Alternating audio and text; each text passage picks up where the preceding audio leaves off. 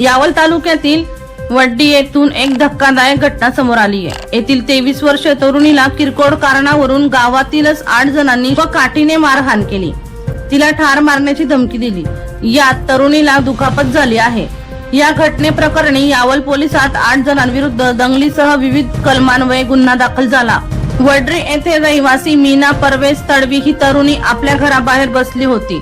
तेथे आलेले जुबेदाबाई राजू तडवी, मेघाबाई कलिंदर तडवी, मीनाबाई बिन्हाम तडवी, रेहान इरफान तडवी, बिहाम कलिंदर तडवी, इरफान राजू तडवी, कलिंदर सिकंदर तडवी व राजू सिकंदर तडवी सर्व राहणार वडी यांनी किरकोळ कारणावरून शिवीगाळ व मारहाण केली।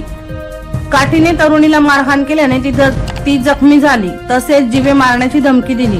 तिच्या फिर्यादीवरून दंगलीसह विविध कलमान्वये गुन्हा दाखल झाला। तपास हवालदार राजेंद्र पवार करत आहेत।